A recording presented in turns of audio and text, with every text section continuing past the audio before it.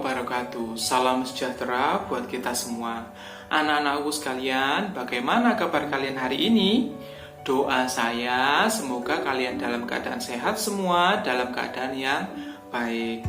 Anak-anakku sekalian, hari ini kita akan belajar tentang mata pelajaran PPKN kelas 8. Bab yang kedua, yaitu menumbuhkan kesadaran terhadap Undang-Undang Dasar Negara Republik Indonesia tahun 1945. Anak-anakku sekalian, pada bab ini akan dibagi menjadi 3 subbab atau 3 bagian. Kita hari ini akan membahas bagian yang pertama saja ya, yaitu kedudukan dan makna pembukaan Undang-Undang Dasar Negara Republik Indonesia tahun 1945. Anak-anakku sekalian, sebelum kita membahas lebih lanjut tentang Undang-Undang Dasar Negara Republik Indonesia tahun 1945, adakah di antara kalian yang masih ingat tentang penetapan Undang-Undang Dasar Negara Republik Indonesia ini? Kalau ingat, coba sekarang saya tanya ya. Yang pertama, sejak kapan Undang-Undang Dasar Negara Republik Indonesia tahun 1945 ini mulai berlaku pertama kali? Atau apa nama lembaga yang mengesahkan Undang-Undang Dasar Negara Republik Indonesia tahun 1945 tersebut? Adakah yang ingat?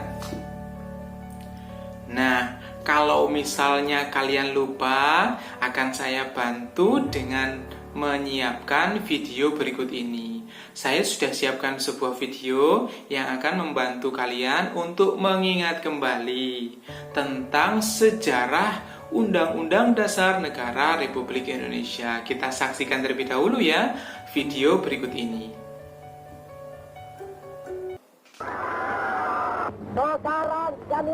Ini sudah tiba saatnya untuk mendapat kemerdekaan mulia yang sudah lama diidam-idamkan oleh 70 juta penduduk di Indonesia. Berita yang membentuk sejarah itu menimbulkan suasana gembira, baik di kota-kota besar maupun di pelosok-pelosok seluruh tanah Jawa.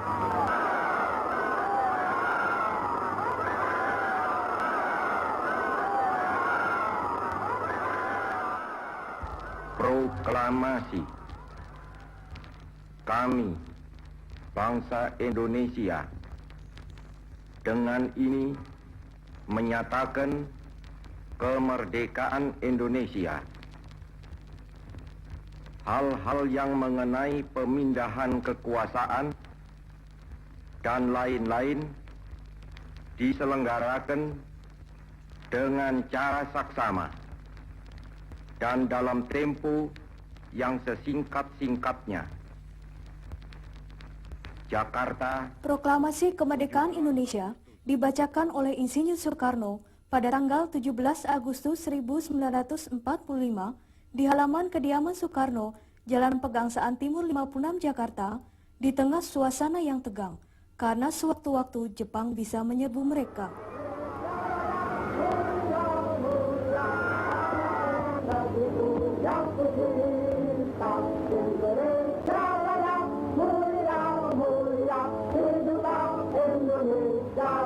Dalam beberapa jam saja, para pemuda yang bergabung dalam Komite Van Aksi yang berkedudukan di Jalan Menteng 31 Jakarta menyebarkan pamflet dan menyiarkan proklamasi melalui pemancar radio dan mengirimkan berita kawat. Dengan cepat, proklamasi kemerdekaan Republik Indonesia menyebar ke seluruh Jawa dan Madura, Sumatera, Kalimantan, Sulawesi, Sunda Kecil, dan Maluku.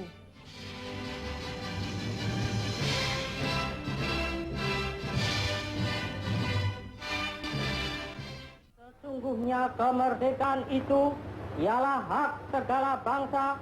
Dan oleh sebab itu, 1 hari setelah proklamasi, Panitia Persiapan Kemerdekaan Indonesia bersidang pada tanggal 18 Agustus 1945 dengan keputusan menetapkan Undang-Undang Dasar 1945, menetapkan Soekarno dan Hatta menjadi Presiden dan Wakil Presiden Republik Indonesia, dan sebelum MPR terbentuk, Presiden dan Wakil Presiden akan dibantu oleh sebuah komite nasional. Anak-anakku sekalian, gimana? Sudah ingat? Kalau kalian memperhatikan dengan baik, maka di tayangan video tadi sebenarnya sudah dijelaskan bahwa lembaga yang menetapkan adalah BPKI. Pada sidang BPKI yang pertama, yaitu tanggal 18 Agustus 1945, yang menghasilkan beberapa keputusan, antara lain yang pertama, menetapkan Undang-Undang Dasar Negara Republik Indonesia tahun 1945. Yang kedua, memilih presiden dan wakil presiden, yang dalam hal ini adalah Insinyur Soekarno dan Muhammad Hatta. Yang ketiga, membentuk Komite Nasional Indonesia Pusat. Itu ya tentang video tadi. Nah, sekarang kita sudah tahu bahwa ternyata salah satu keputusan sidang BPKI adalah mengesahkan Undang-Undang Dasar Negara Republik Indonesia tahun 1945. Lalu pertanyaannya yang sekarang adalah, apa yang dimaksud dengan Undang-Undang Dasar Negara Republik Indonesia tahun 1945 itu? Kalau versi beberapa ahli menyebutkan bahwa Undang-Undang Dasar menyebutnya dengan istilah konstitusi. Konstitusi ada yang menyebutkan berasal dari bahasa Inggris yaitu constitution, atau ada juga yang menyebutkan bahwa konstitusi berasal dari kata constitute dari bahasa Belanda. Yang keduanya artinya adalah undang-undang dasar atau hukum dasar. Anak-anakku sekalian, konstitusi sendiri terdiri dari dua macam, yaitu konstitusi tertulis dan konstitusi tidak tertulis. Konstitusi tertulis adalah aturan pokok dasar negara, bangunan negara, dan tata negara yang mengatur peri kehidupan suatu negara. Itu adalah pengertian dari konstitusi tertulis. Adapun contohnya, saya kasih contoh ya. Contoh yang ada di Indonesia tentang konstitusi tertulis adalah Undang-Undang Dasar Negara Republik Indonesia tahun 1945. Nah, itu adalah contoh dari konstitusi tertulis. Sekarang kita bahas konstitusi yang berikutnya, yaitu konstitusi tidak tertulis. Konstitusi tidak tertulis ini biasa disebut dengan istilah konvensi. Konvensi yaitu kebiasaan ketatanegaraan yang sering timbul dalam suatu negara. Contoh dari konvensi adalah pidato presiden setiap tanggal 16 Agustus di depan sidang paripurna di gedung DPR menjelang peringatan proklamasi kemerdekaan Republik Indonesia. Dalam tata aturan konstitusi tertulis memang tidak ada aturan yang mengatur tentang pidato presiden itu. Maka pidato presiden setiap tanggal 16 Agustus ini disebut dengan konvensi atau konstitusi yang tidak tertulis. Itu ya contoh tentang konvensi atau konstitusi yang tidak tertulis. Nah, anak-anakku sekalian, selanjutnya kita akan membahas tentang sistematika Undang-Undang Dasar Negara Republik Indonesia tahun 1945. Apa itu sistematika? Nah, sistematika itu jika menurut Kamus Besar Bahasa Indonesia disebut sebagai penggolongan atau pengelompokan.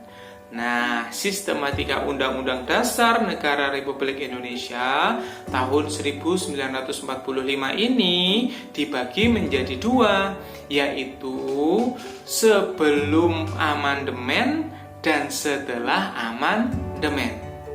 Sebelum amandemen kita bahas terlebih dahulu.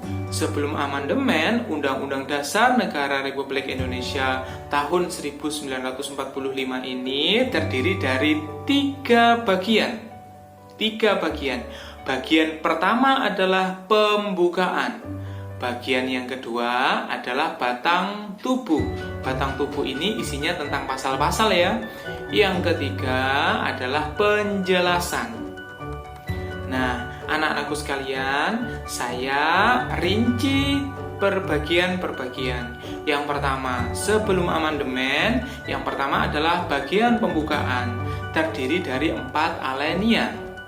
Sementara yang kedua, bagian batang tubuh sebelum amandemen, terdiri dari 16 bab, 37 pasal, 4 pasal aturan peralihan, dan ayat aturan tambahan. Sementara yang ketiga adalah penjelasan, yaitu terdiri dari penjelasan umum dan penjelasan pasal demi pasal yang dijelaskan.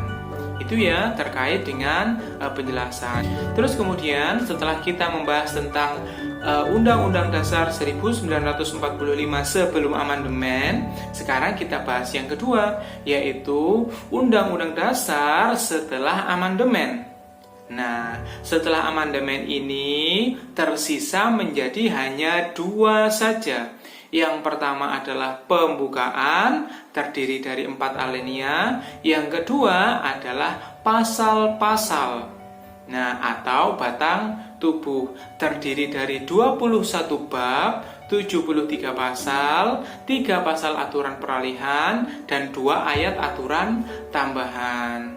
Nah, ketentuan tentang sistematika Undang-Undang Dasar Negara Republik Indonesia tahun 1945 ini ditegaskan dalam pasal 2 aturan tambahan, yaitu yang berbunyi, dengan ditetapkannya perubahan setelah diamandemen Undang-Undang Dasar ini, Undang-Undang Dasar Negara Republik Indonesia tahun 1945 terdiri atas pembukaan dan pasal-pasal. Nah, itu ya bunyinya ya. Jadi bisa disimpulkan bahwa pembukaan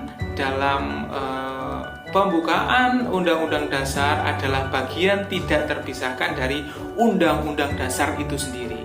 Itu ya. Terus kemudian berikutnya, ini adalah bagian pentingnya ya, yaitu penjelasan bahwa di Indonesia Undang-Undang Dasar pada dasarnya adalah suatu hukum dasar tertulis atau konstitusi negara. Yaitu artinya Undang-Undang Dasar 1945 merupakan sumber bagi peraturan perundang-undangan yang ada di Indonesia. Nah, untuk lebih jelasnya kalian bisa lihat tampilan di sebelah ini ya, yaitu Undang-Undang Dasar itu letaknya paling tinggi, membawahi tentang peraturan-peraturan, bisa tentang Perpu, peraturan pemerintah, peraturan presiden, peraturan daerah, dan sebagainya. Nah, anak-anakku sekalian, setelah kita membahas tentang kedudukan pembukaan Undang-Undang Dasar 1945, sekarang kita akan melanjutkan dengan membahas hubungan pembukaan dan proklamasi kemerdekaan Indonesia. Nah, pembukaan Undang-Undang Dasar Negara Republik Indonesia tahun 1945 ini sendiri juga memiliki hubungan yang sangat erat dengan proklamasi kemerdekaan. Hal itu bisa dilihat dengan memperhatikan kedua naskah, yaitu teks pembukaan Undang-Undang Dasar dengan teks proklamasi. Nah, ini adalah tampilan tentang teksnya ya. Sekarang kita bahas satu-satu tentang teksnya.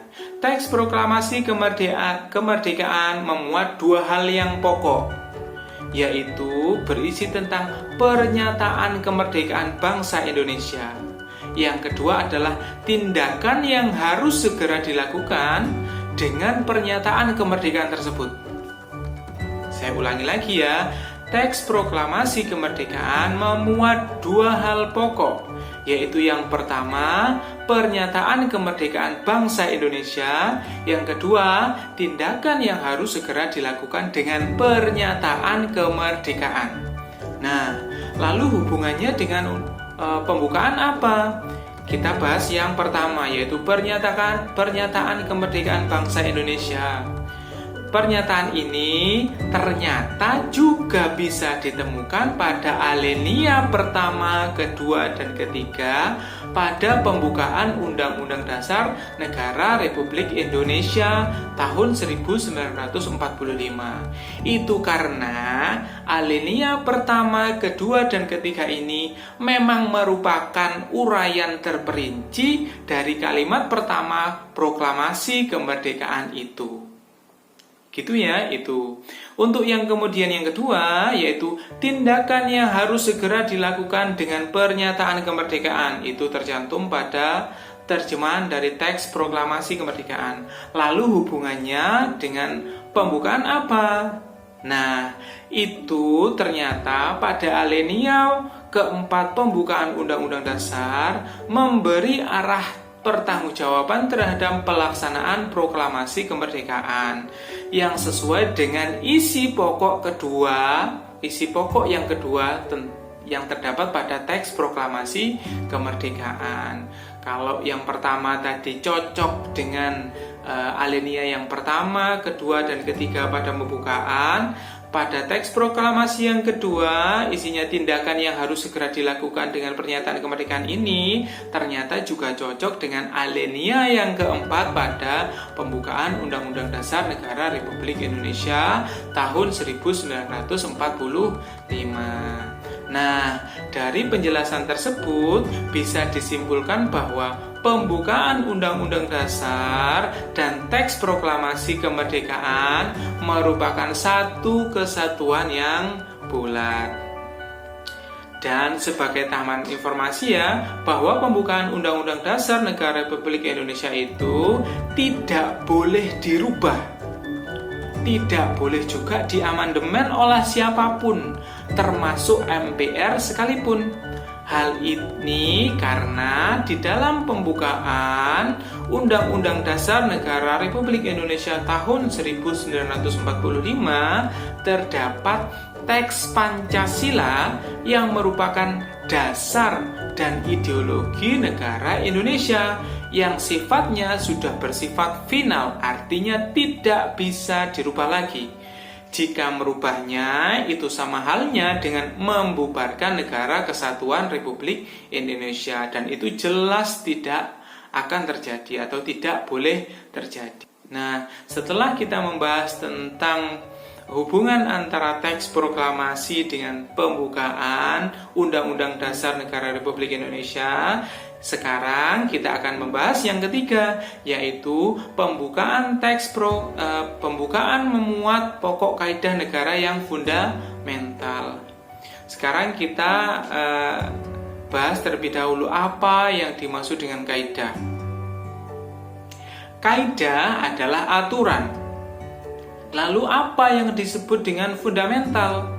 Nah, sementara fundamental menurut Kamus Besar Bahasa Indonesia artinya adalah mendasar. Jadi, kalian bisa mengartikan pembukaan memuat pokok kaidah negara yang fundamental dengan istilah yang lebih mudah dipahami, yaitu pembukaan Undang-Undang Dasar Negara Republik Indonesia tahun 1945 memuat pokok aturan negara yang mendasar.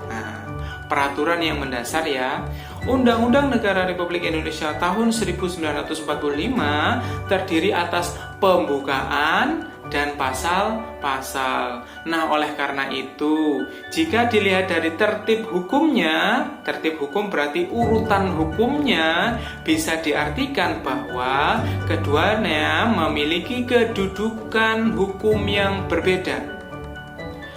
Pembukaan karena disebutkan terlebih dahulu itu dianggap memiliki kedudukan yang lebih tinggi dari pasal-pasal, karena pembukaan merupakan pokok kaidah negara yang fundamental, atau istilahnya disebut dengan Start Fundamental Norm bagi negara Indonesia.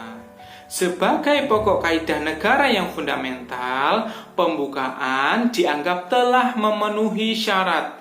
Adapun syarat yang harus dipenuhi sebagai kaidah yang fundamental, yaitu yang pertama adalah berdasarkan sejarah terjadinya, yang kedua adalah berdasarkan isinya, yang ketiga adalah berdasarkan pembukaan penetapkan adanya suatu undang-undang negara Republik Indonesia. Kita bahas yang pertama. Berdasarkan sejarah terjadinya, bahwa pembukaan ditentukan oleh pembentuk negara. Siapa pembentuk negara? Yaitu tokoh pendiri bangsa. PPKI yang menetapkan Undang-Undang Dasar Negara Republik Indonesia tahun 1945 telah mewakili atas nama bangsa Indonesia. Kemudian syarat yang kedua yaitu berdasarkan isinya, bahwa pembukaan memuat asas falsafah negara, yaitu Pancasila. Memuat juga asas politik negara, yaitu kedaulatan rakyat. Dan yang terakhir juga memuat tujuan negara. Terus kemudian syarat yang ketiga yaitu pembukaan menetapkan adanya suatu undang-undang negara Republik Indonesia. Nah, pokok kaidah fundamental yang terdapat dalam pembukaan Undang-Undang Dasar 1945 isinya antara lain sebagai berikut. Yang pertama, pokok-pokok pikiran yang diciptakan dan diwujudkan dalam pasal-pasal undang-undang. Yang kedua, pengakuan kemerdekaan hak segala bangsa. Yang ketiga, cita-cita nasional. Yang keempat, pernyataan kemerdekaan. Yang kelima, tujuan negara. Yang keenam, kedaulatan rakyat. Dan yang terakhir, yang ketujuh adalah dasar negara, yaitu Pancasila. Anak-anak sekalian, itu adalah kaidah fundamental yang terdapat pada pembukaan Undang-Undang Dasar 1945. Ada 7. Itu tadi ya.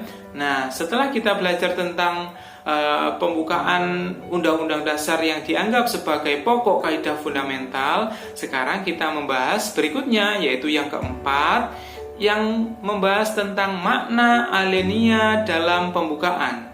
Kita akan memberikan makna setiap alinea dalam pembukaan. Setiap alinea dalam pembukaan memiliki makna yang tersendiri. Kita akan bahas satu persatu. Alinea yang pertama.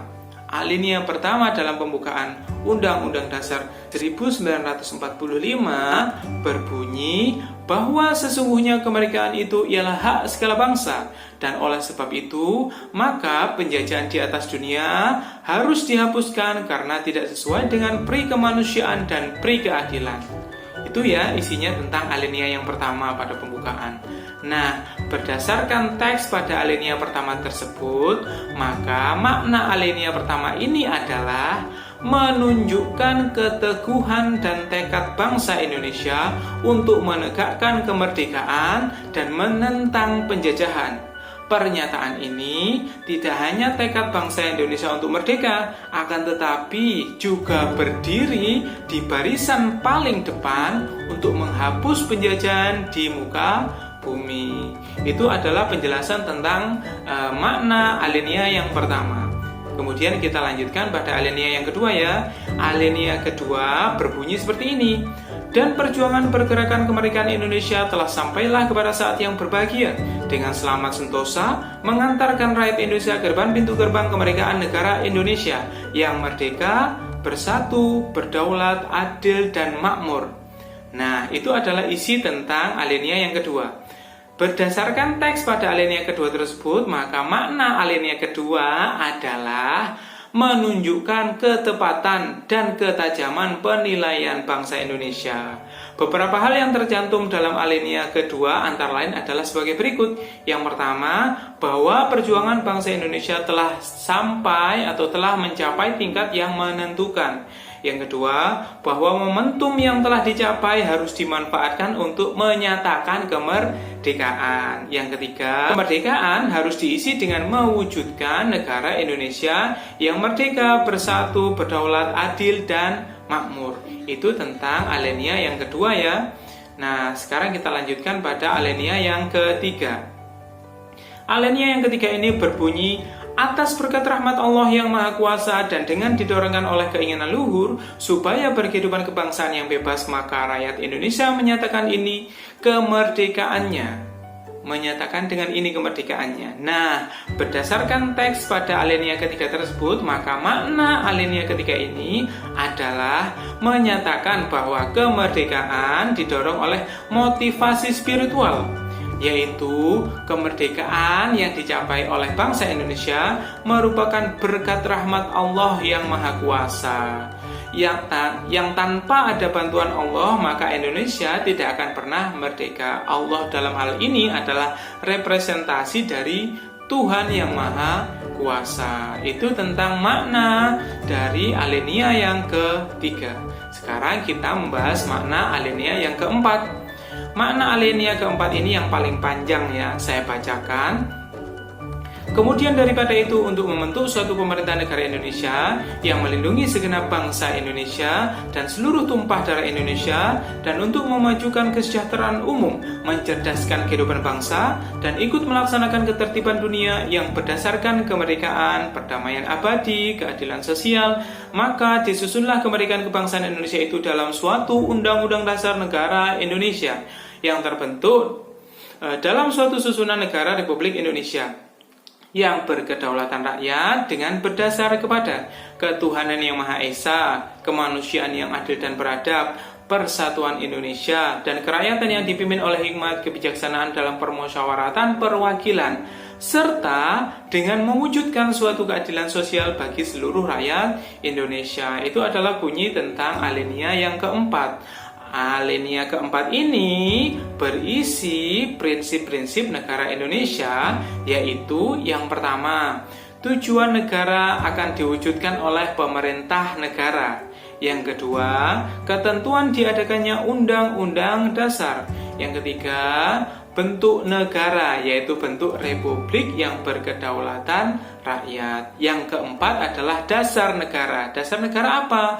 Yaitu Pancasila. Anak-anakku sekalian, itu adalah bahasan kita hari ini, yaitu tentang subbab yang pertama, yaitu kedudukan dan makna pembukaan Undang-Undang Dasar Negara Republik Indonesia tahun 1945.